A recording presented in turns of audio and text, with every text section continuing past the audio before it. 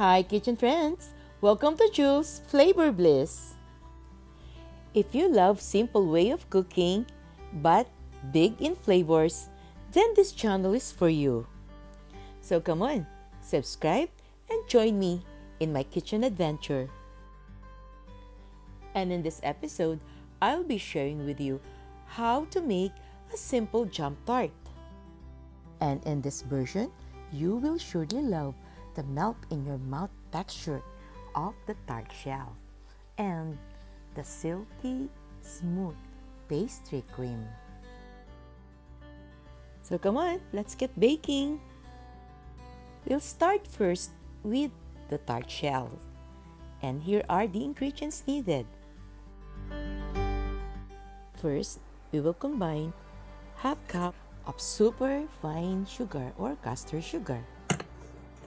And then 2 cups of flour.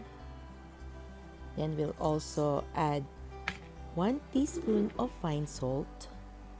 Give it a little mix. Now we'll add the softened butter. Make sure that it is really room temperature. And we are going to mix it with a very slow speed, which is number 1 in your mixer. What we are looking is a texture that resembles like a wet sand.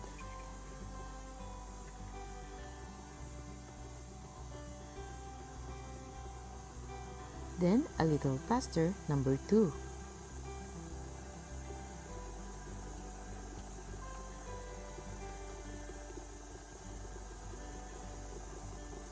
And at this point, we are going to increase our speed into number 4.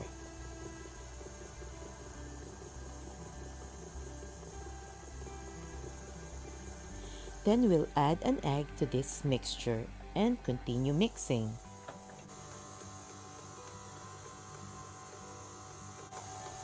We'll continue mixing at a moderate speed for 1 minute until the mixture becomes a thick paste.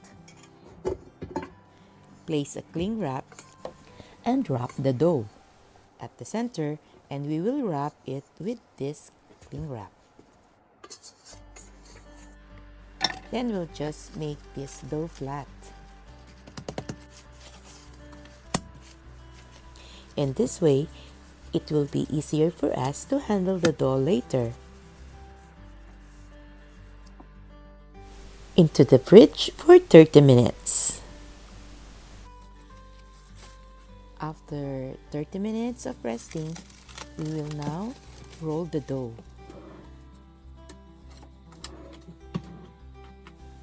It will be easier for us to handle the dough if we divide it into 2.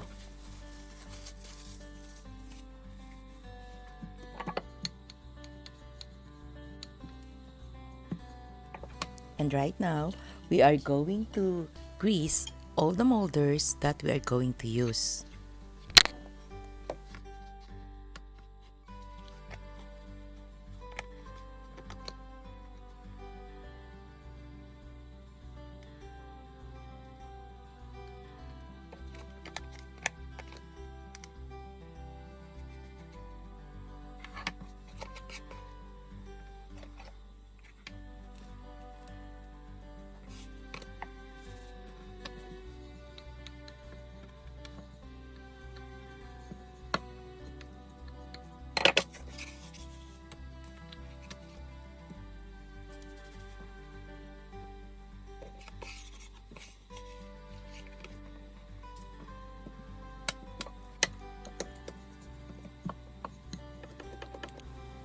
Then we will bake it for about 10 to 15 minutes at 160 degrees Celsius.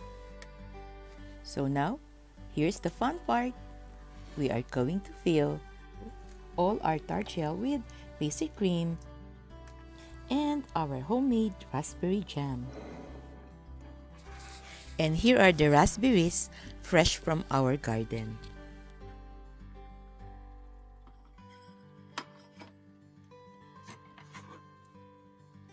To assemble, we need to fill each tart shell with jam.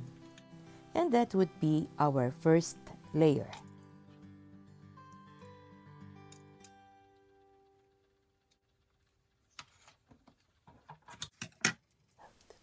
Then we are going to top it with pastry cream. About the pastry cream recipe, I'll just put the link down below, or just kindly check that. And it's up to you if you want to be more generous in putting more pastry cream in each tart shells. Now, we are going to arrange one by one the raspberries on top of this tart.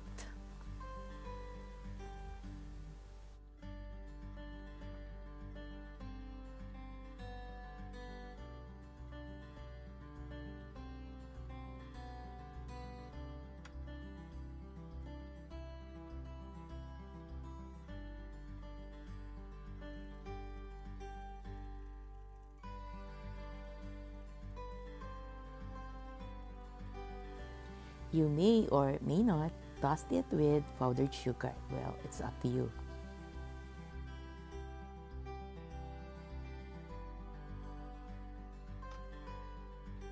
And for the rest of the tart shells, we'll just repeat our process.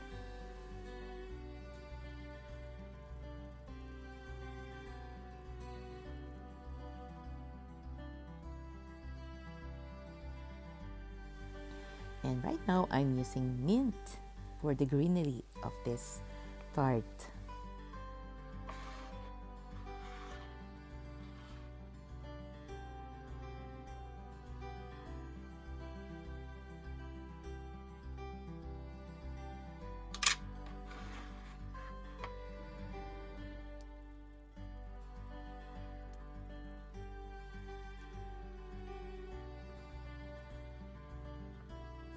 And I highly recommend to use a pastry bag in filling the tart shells because it will lessen your work and it is really easier.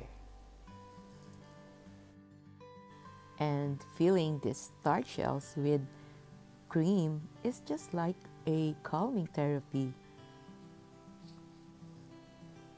I think I can feel 1,000 of them. Me and my tarts.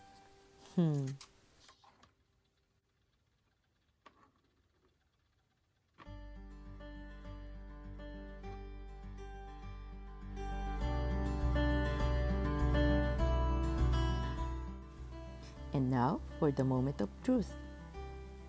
A perfect pastry cream should be soft but not runny. It holds together as you slice it or even as you bite it. It should not be gummy or jelly in texture.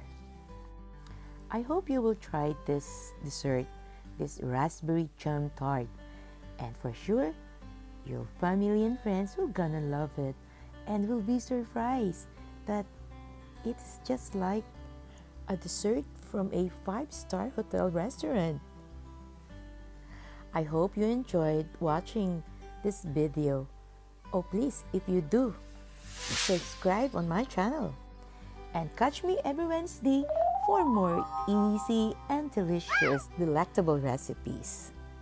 Thanks for watching. Stay safe and stay well. God bless. Bye.